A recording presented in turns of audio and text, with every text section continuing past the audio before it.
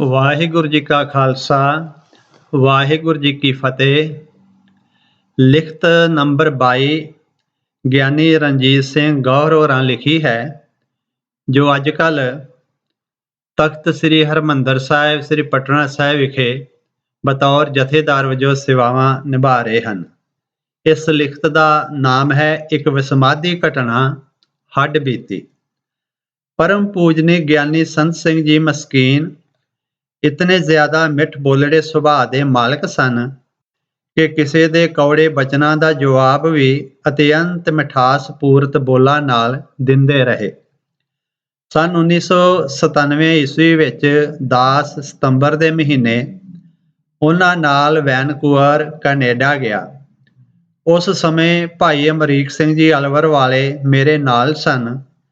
ਭਾਵੇਂ ਮੈਂ ਪਹਿਲੋਂ ਥਾਈਲੈਂਡ, ਦੁਬਈ ਆਦਿਕ ਮੁਲਕਾਂ ਵਿੱਚ ਭਰਮਣ ਕਰ ਚੁੱਕਾ ਸਾਂ, ਪਰ ਕੈਨੇਡਾ ਦੀ ਇਹ ਮੇਰੀ ਪਹਿਲੀ ਫੇਰੀ ਸੀ।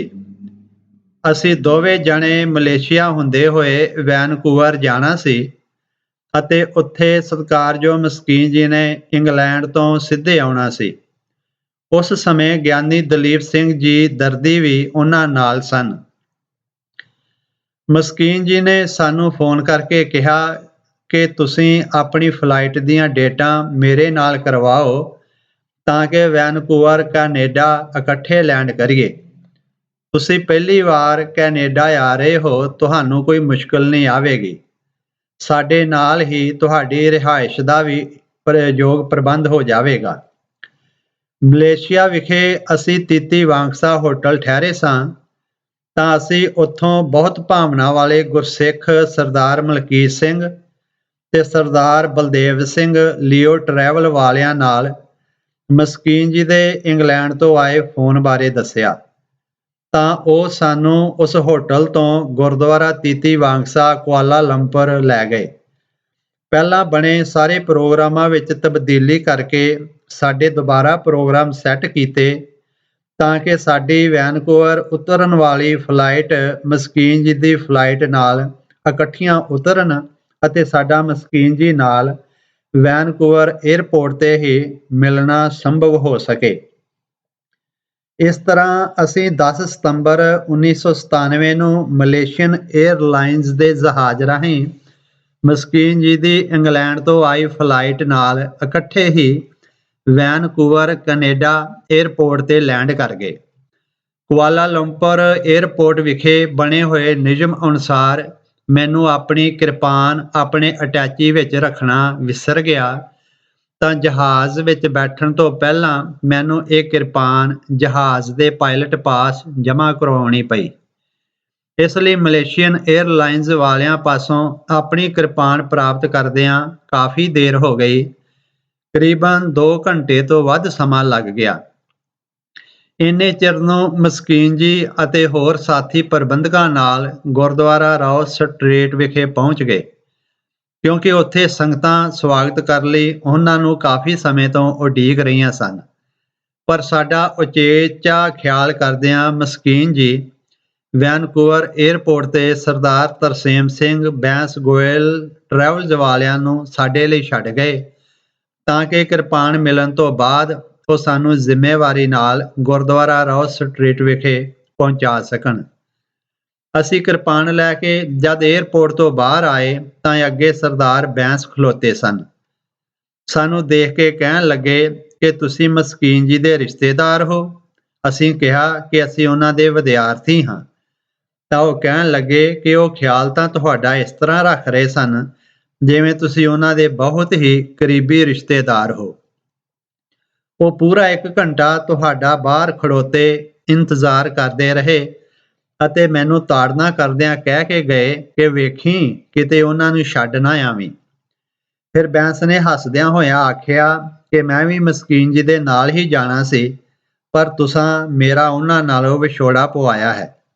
ਅਸੀਂ ਅੱਗੋਂ ਉੱਤਰ ਦਿੱਤਾ ਕਿ ਅਸੀਂ ਭਾਵੇਂ ਉਹਨਾਂ ਦੇ ਵਿਦਿਆਰਥੀ ਹਾਂ, ਪਰ ਉਹ ਸਾਨੂੰ ਆਪਣੇ ਬੱਚਿਆਂ ਵਾਂਗ ਹੀ ਪਿਆਰ ਦਿੰਦੇ ਹਨ ਅਤੇ ਹਰ ਤਰ੍ਹਾਂ ਨਾਲ ਖਿਆਲ ਰੱਖਦੇ ਹਨ।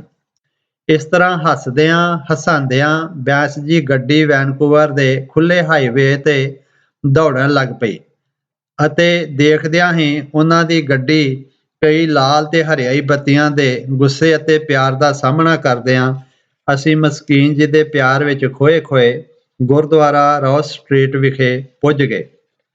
ਅੱਗੇ ਜਾਂਦਿਆਂ ਨੂੰ ਮਸਕੀਨ ਜੀ ਦੇ ਪਾਸ ਸਰਦਾਰ ਬਲਵੰਤ ਸਿੰਘ ਗਿੱਲ ਬੈਠੇ ਸਨ, ਜੋ ਉਸ ਸਮੇਂ ਗੁਰਦੁਆਰਾ ਗੁਰੂ ਨਾਨਕ ਦਰਬਾਰ ਸਰੀ ਦੇ ਵਾਈਸ ਪ੍ਰੈਜ਼ੀਡੈਂਟ ਸਨ। ਉਹਨਾਂ ਦੇ ਨਾਲ ਸਰਦਾਰ ਏਜੰਟ ਸਿੰਘ ਸੰਧੂ, ਜਨਰਲ ਸਕੱਤਰ ਗੁਰਦੁਆਰਾ ਰੋਜ਼ ਸਟਰੀਟ ਅਤੇ ਹੋਰਨਾਂ ਵਿੱਚ ਸਰਦਾਰ ਅਮਰਜੀਤ ਸਿੰਘ ਖੋਸਾ ਅਤੇ ਸਤਵਿੰਦਰਪਾਲ ਸਿੰਘ ਜੰਗੀ ਖੜੇ ਸਨ। ਉਹ ਸਾਨੂੰ ਗਲਵਕੜੀਆਂ ਵਿੱਚ ਮਿਲੇ। ਬਾਅਦ ਵਿੱਚ ਅਸੀਂ ਮਾਨਯੋਗ ਮਸਕੀਨ ਜੀ ਨੂੰ ਜਾ ਕੇ ਮਿਲੇ ਤਾਂ ਉਹਨਾਂ ਨੇ ਥਾਪੜਾ ਦਿੰਦਿਆਂ ਹੋਇਆ ਆਖਿਆ, ਅੱਛਾ ਪਹੁੰਚ ਗਏ ਹੋ ਲੇਟ ਲਤੀਫ। ਉੱਥੇ ਬੈਠਿਆਂ ਹੀ ਮਸਕੀਨ ਜੀ ਦੇ ਨਜ਼ਦੀਕ ਇੱਕ ਮਹਾਨ ਨੇਕ ਆਤਮਾ, ਨਾਮ ਰਸਕ ਪੁਰਸ਼, ਮਾਨਯੋਗ ਭਾਈ ਹਰਕ੍ਰਿਸ਼ਨ ਸਿੰਘ ਜੀ ਸੰਧੂ ਵੀ ਸਾਨੂੰ ਪਹਿਲੀ ਵਾਰ ਮਿਲੇ, ਜਿਨ੍ਹਾਂ ਦੀ ਰਸਨਾ ਅਤੇ ਰੋਮ ਰੋਮ ਵਿੱਚ ਗੁਰੂ ਪਿਆਰ ਵਸਿਆ ਹੋਇਆ ਹੈ। ਉੱਥੇ ਹੀ ਪਹਿਲੀ ਵਾਰ ਸਤਿਕਾਰਯੋਗ ਮਸਕੀਨ ਜੀ ਦੇ ਅਤਿਅੰਤ ਪਿਆਰ ਪਾਤਰ ਪੁਸਤਕ ਜੀਵਨ ਝਲਕੀਆਂ ਅਤੇ ਮਸਕੀਨ ਜੀ ਦੀਆਂ ਹੋਰ ਕਈ ਪੁਸਤਕਾਂ ਨੂੰ ਲਿਖਣ ਦੀ ਸੇਵਾ ਨਿਭਾਉਣ ਵਾਲੇ ਮਹਾਨ ਅਭਿਆਸੀ ਪੁਰਸ਼ ਗਿਆਨੀ ਬਲਵਿੰਦਰ ਸਿੰਘ ਜੀ ਝੌਰ ਮਿਲੇ। ਜਿੰਨੇ ਦਿਨ ਮਸਕੀਨ ਜੀ ਕੈਨੇਡਾ ਕਥਾ ਦੀ ਸੇਵਾ ਕਰਦੇ, ਗਿਆਨੀ ਬਲਵਿੰਦਰ ਸਿੰਘ ਜੀ ਨਾਲ ਹੀ ਰਹੇ। ਹੁਣ ਜਿਹੜੀ ਅਸਲ ਗੱਲ ਮੈਂ ਆਪ ਜੀ ਦੀ ਨਜ਼ਰ ਕਰਨੀ ਚਾਹੁੰਦਾ ਹਾਂ, ਉਹ 2 ਦਿਨਾਂ ਦੇ ਬਾਅਦ ਦੀ ਘਟਨਾ ਹੈ। ਰਾਤ ਦੇ ਕਰੀਬਨ 11 ਕੁ ਵਜੇ ਕਿਸੇ ਪ੍ਰੇਮੀ ਦੇ ਘਰੋਂ ਪ੍ਰਸ਼ਾਦਾ ਛਕ ਕੇ ਮਸਕੀਨ ਜੀ ਦੇ ਸਮੇਤ ਅਸੀਂ ਸਾਰੇ ਵਾਪਸ ਗੁਰਦੁਆਰਾ ਸਾਹਿਬ ਦੇ ਗੇਟ ਕੋਲ ਪਹੁੰਚੇ ਤਾਂ ਗੇਟ ਨੂੰ ਅੰਦਰੋਂ ਤਾਲਾ ਲੱਗਾ ਹੋਇਆ ਸੀ। ਭਾਵੇਂ ਗੇਟ ਬਹੁਤਾ ਉੱਚਾ ਨਹੀਂ ਸੀ, ਅਸੀਂ ਕੁਝ ਸਮਾਂ ਗੇਟ ਨੂੰ ਖੜਕਾਉਂਦੇ ਰਹੇ ਅਤੇ ਗੇਟ ਦੇ ਖੁੱਲ੍ਹਣ ਦਾ ਇੰਤਜ਼ਾਰ ਕਰਦੇ ਰਹੇ।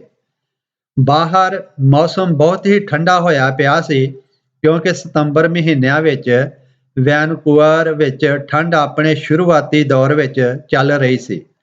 ਪਰ ਕਿਉਂਕਿ ਅਸੀਂ ਗਰਮ ਮੁਲਕ ਵਿੱਚੋਂ ਆਏ ਸਾਂ ਤਾਂ ਇਹ ਸਰਦੀ ਸਾਨੂੰ ਪਲ ਪਲ ਸਤਾ ਰਹੀ ਸੀ। ਸਾਡੇ ਸਰੀਰਾਂ ਉੱਪਰ ਬਸਤਰ ਵੀ ਪਤਲੇ ਜਿਹੇ ਹੀ ਸਨ। ਕਾਫੀ ਵਾਰ ਗੇਟ ਖੜਕਾਉਣ ਦੇ ਬਾਵਜੂਦ ਵੀ ਗੇਟ ਖੋਲ੍ਹਣ ਦੀ ਸੇਵਾ ਨਿਭਾਉਣ ਵਾਲਾ ਸੇਵਾਦਾਰ ਬਾਹਰ ਨਾ ਆਇਆ।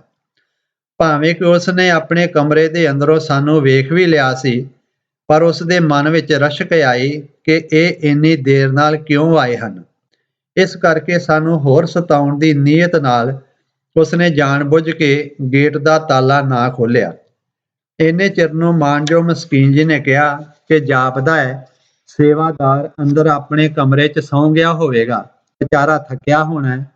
ਤੁਸੀਂ ਹੀ ਇੱਕ ਜਣਾ ਗੇਟ ਦੇ ਨੇੜਿਓਂ ਫੈਨਸ ਲੋਹੇ ਦੀ ਜਾਲੀ ਦੀ ਬਣੀ ਹੋਈ ਦੀਵਾਰ ਟੱਪ ਕੇ ਅੰਦਰ ਜਾ ਕੇ ਸੇਵਾਦਾਰ ਪਾਸੋਂ ਚਾਬੀ ਲੈ ਆਓ। ਮਸਕੀਨ ਜੀ ਦੇ ਬਚਨ ਮੰਨ ਕੇ ਜਦ ਸਾਡੇ ਚੋਂ ਇੱਕ ਸੱਜਣ ਜਾਲੀ ਟੱਪ ਕੇ ਅੰਦਰ ਗਿਆ ਤਾਂ ਉਹ ਸੇਵਾਦਾਰ, ਜੋ ਖਾਮੋਸ਼ ਬੈਠਾ ਹੁਣ ਤੱਕ ਸਾਰਾ ਤਮਾਸ਼ਾ ਵੇਖ ਰਿਹਾ ਸੀ, ਇੱਕਦਮ ਸ਼ੇਰ ਵਾਂਗ ਭਬਕ ਮਾਰ ਕੇ ਗਰਜਿਆ ਤੇ ਨੇੜੇ ਆ ਕੇ ਆਖਣ ਲੱਗਾ, ਇਸੇ ਤਰ੍ਹਾਂ ਇੱਥੇ ਗੁਰਦੁਆਰਿਆਂ ਵਿੱਚ ਚੋਰੀਆਂ ਹੋ ਜਾਂਦੀਆਂ ਨੇ।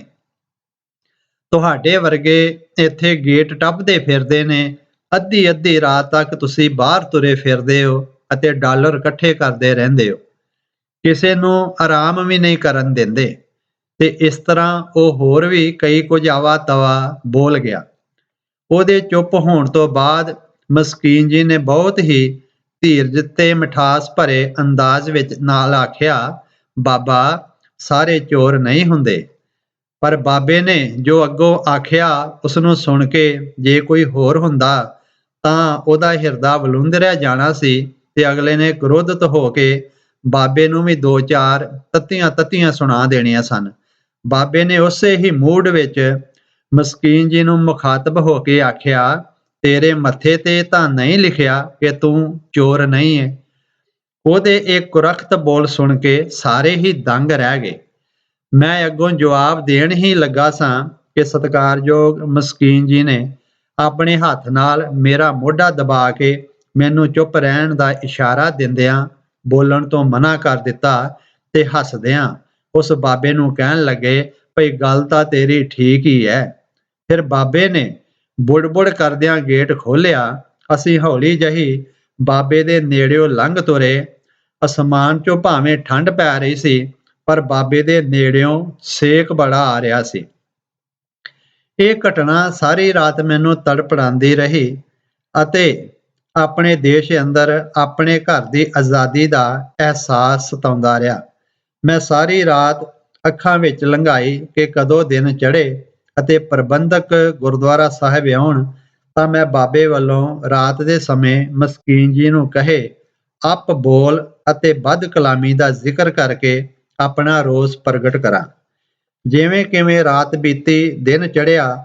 ਸਵੇਰੇ ਜਦ ਗੁਰਦੁਆਰਾ ਸਾਹਿਬ ਵਿਖੇ ਜਨਰਲ ਸਕੱਤਰ ਸਰਦਾਰ ਏਜੰਟ ਸਿੰਘ ਜੀ ਆਏ ਤਾਂ ਮੈਂ ਸਭ ਤੋਂ ਪਹਿਲਾਂ ਉਹਨਾਂ ਨੂੰ ਕਿਹਾ ਕਿ ਇੱਕ ਤਾਂ ਸਾਨੂੰ ਬਾਹਰਲੇ ਗੇਟ ਦੀ ਇੱਕ ਚਾਬੀ ਦੇ ਦਿਓ ਅਤੇ ਦੂਜਾ ਥੋੜ੍ਹੀ ਜਿਹੀ ਬਾਬੇ ਨੂੰ ਵੀ ਚਾਬੀ ਦੇ ਦਿਓ ਤਾਂ ਕਿ ਉਸ ਨੂੰ ਕਿਸੇ ਮਹਾਨ ਸ਼ਖਸੀਅਤ ਨਾਲ ਅਦਬ ਸਹਿਤ ਬੋਲਣ ਦੀ ਵੀ ਤਮੀਜ਼ ਆ ਜਾਏ।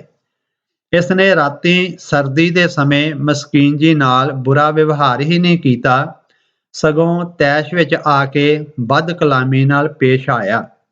ਜਨਰਲ ਸਕੱਤਰ ਜੀ ਨੇ ਉਸੇ ਵੇਲੇ ਆਖਿਆ ਕਿ ਆਓ ਮੇਰੇ ਨਾਲ, ਅਸੀਂ ਮਸਕੀਨ ਜੀ ਨੂੰ ਬਾਅਦ ਵਿੱਚ ਹੀ ਮਿਲਾਂਗੇ, ਪਹਿਲਾਂ ਇਸ ਨੂੰ ਬਾਬੇ ਨੂੰ ਮਿਲ ਲੈਂਦੇ ਹਾਂ।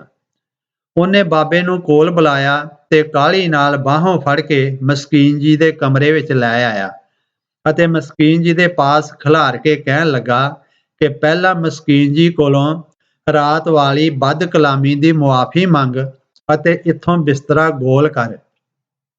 ਬਾਬੇ ਦਾ ਇੱਕਦਮ ਰੰਗ ਉੱਡ ਗਿਆ ਅਤੇ ਸਰੀਰ ਕੰਬਣ ਲੱਗ ਪਿਆ। ਇਵੇਂ ਜਾਪਦਾ ਸੀ ਜਿਵੇਂ ਰਾਤ ਵਾਲੀ ਠੰਡ ਹੁਣ ਬਾਬੇ ਨੂੰ ਚੜ੍ਹੇ ਸੂਰਜ ਲੱਗ ਰਹੀ ਹੋਵੇ। ਮੈਂ ਨੇੜੇ ਖਲੋਤਾ ਬਾਬੇ ਦੀਆਂ ਰਾਤ ਵਾਲੀਆਂ ਭਬਕੀਆਂ ਨੂੰ ਤੇ ਹੁਣ ਵਾਲੀ ਹਾਲਤ ਨੂੰ ਮਨ ਹੀ ਮਨ ਵਿੱਚ ਤੋਲ ਰਿਹਾ ਸਾਂ ਕਿ ਦਰਦੇ ਦਿਲ ਮਾਨਯੋਗ ਮਸਕੀਨ ਜੀ ਨੇ ਇੱਕਦਮ ਮੰਜੇ ਤੋਂ ਉੱਠ ਕੇ ਕੰਬਦੇ ਬਾਬੇ ਨੂੰ ਗਲ ਨਾਲ ਲਾ ਲਿਆ ਅਤੇ ਮੇਰੇ ਵੱਲ ਇਸ਼ਾਰਾ ਕਰਕੇ ਜਨਰਲ ਸਕੱਤਰ ਜੀ ਨੂੰ ਕਹਿਣ ਲੱਗੇ, ਇਹ ਸਾਰਾ ਕਸੂਰ ਮੈਨੂੰ ਗੌਹਰ ਦਾ ਹੀ ਲੱਗਦਾ ਪਿਆ ਹੈ। ਸਾਨੂੰ ਤਾਂ ਇਸ ਬਾਬੇ ਵਿਚਾਰੇ ਨੇ ਕੁਝ ਵੀ ਨਹੀਂ ਆਖਿਆ, ਸਗੋਂ ਬੜੇ ਅਦਬ ਨਾਲ ਦਰਵਾਜ਼ਾ ਖੋਲ੍ਹ ਕੇ ਅੰਦਰ ਲੰਘਾਇਆ। ਫਿਰ ਹੱਸਦਿਆਂ ਹੋਇਆਂ ਮਸਕੀਨ ਜੀ ਨੇ ਕਿਹਾ ਕਿ ਮੈਨੂੰ ਲੱਗਦਾ ਹੈ ਗੌਹਰ ਦੀ ਬਾਬਾ ਜੀ ਨਾਲ ਪਿੰਡਾਂ ਤੋਂ ਹੀ ਕੋਈ ਦੁਸ਼ਮਣੀ ਹੋਵੇਗੀ। ਇਹ ਬਾਬਾ ਤਾਂ ਬੜਾ ਨੇਕ ਪੁਰਸ਼ ਹੈ। ਹਾਂ, ਸਾਨੂੰ ਵੀ ਤੁਸੀਂ ਗੇਟ ਦੀ ਇੱਕ ਚਾਬੀ ਦੇ ਦਿਓ ਤਾਂ ਕਿ ਇਸ ਬਜ਼ੁਰਗ ਨੂੰ ਆਉਂਦਿਆਂ ਜਾਂਦਿਆਂ ਸਾਡੇ ਵੱਲੋਂ ਕੋਈ ਖੇਚਲ ਨਾ ਹੋਵੇ। ਇਹ ਗੱਲ ਤੋਂ ਬਾਅਦ ਜਦ ਸਾਰੇ ਸੱਜਣ ਉੱਥੋਂ ਚਲੇ ਗਏ ਤਾਂ ਮੈਂ ਮਹਾਂਪੁਰਸ਼ਾਂ ਨੂੰ ਬੇਨਤੀ ਕੀਤੀ ਕਿ ਮੈਨੂੰ ਆਪ ਜੀ ਨੇ ਉਹਨਾਂ ਦੇ ਸਾਹਮਣੇ ਝੂਠਾ ਕਰ ਦਿੱਤਾ ਹੈ ਅਤੇ ਉਸ ਬਾਬੇ ਨੂੰ ਸੱਚਾ ਸਾਬਤ ਕਰ ਦਿੱਤਾ ਹੈ। ਐਸਾ ਕਿਸ ਵਾਸਤੇ? ਤਾਂ ਮਾਨਯੋਗ ਮਸਕੀਨ ਜੀ ਕਹਿਣ ਲੱਗੇ, ਪੁਰਖਾ, ਮੈਂ ਤੇਰੇ ਨਾਲ ਦਿਲੋਂ ਥੋੜ੍ਹਾ ਨਾਰਾਜ਼ ਹਾਂ, ਤੂੰ ਤਾਂ ਮੇਰਾ ਆਪਣਾ ਹੀ ਹੈ। ਜੇ ਮੈਂ ਤੇਰੀ ਗੱਲ ਨਾਲ ਸਹਿਮਤੀ ਦੇ ਦਿੰਦਾ ਤਾਂ ਉਸ ਦੀ ਨੌਕਰੀ ਖਤਰੇ ਵਿੱਚ ਪੈ ਜਾਂਦੀ ਅਤੇ ਉਹ ਵਿਚਾਰਾ ਬਜ਼ੁਰਗ ਐਸ ਉਮਰੇ ਕਿੱਥੇ ਧੱਕੇ ਖਾਂਦਾ ਫਿਰਦਾ ਤੇ ਹੱਡ ਰੋਲਦਾ। ਇੱਥੇ ਤਾਂ ਉਸ ਦਾ ਗੁਰੂ ਘਰ ਵਿੱਚ ਗੁਜ਼ਾਰਾ ਚੱਲ ਰਿਹਾ ਹੈ। ਇਹਦੇ ਨਾਲ ਤੇਰਾ ਕੀ ਵਿਗੜ ਗਿਆ? ਤੂੰ ਤਾਂ ਸਾਡੇ ਨਾਲ ਹੀ ਹੈ। ਮੇਰੇ ਅੰਦਰੋਂ ਉਸ ਸਮੇਂ ਬੋਲ ਨਿਕਲੇ, ਵਾਹ ਮਸਕੀਨ ਜੀ, ਆਪ ਧੰਨ ਹੋ। ਉਹ ਬਾਬਾ ਫਿਰ ਜਿੰਨੇ ਦਿਨ ਮਸਕੀਨ ਜੀ ਰੌਸ ਸਟਰੀਟ ਗੁਰਦੁਆਰਾ ਸਾਹਿਬ ਵਿਖੇ ਰਹੇ ਤਾਂ ਕਿਸੇ ਅਨੋਖੇ ਪਿਆਰ ਅੰਦਰ ਭਿੱਜੇ ਹਿਰਦੇ ਨਾਲ ਸੇਵਾ ਕਰਦਾ ਰਿਹਾ ਤੇ ਕਹਿੰਦਾ ਫਿਰੇ ਕਿ ਮਸਕੀਨ ਜੀ ਆਮ ਮਨੁੱਖ ਨਹੀਂ ਨੇ, ਸਗੋਂ ਮਨੁੱਖ ਦੇ ਰੂਪ ਵਿੱਚ ਫਰਿਸ਼ਤੇ ਨੇ, ਦੇਵਤੇ ਨੇ। ਇਸ ਤਰ੍ਹਾਂ ਉਸ ਬਜ਼ੁਰਗ ਨੇ ਆਪਣੀ ਆਤਮਾ ਉੱਪਰ ਪਏ ਗੁਨਾਹਾਂ ਦੇ ਭਾਰ ਨੂੰ ਹੌਲਾ ਕਰਨ ਦਾ ਯਤਨ ਕੀਤਾ। ਵਾਹਿਗੁਰੂ ਜੀ ਕਾ ਖਾਲਸਾ, ਵਾਹਿਗੁਰੂ ਜੀ ਕੀ ਫਤਿਹ।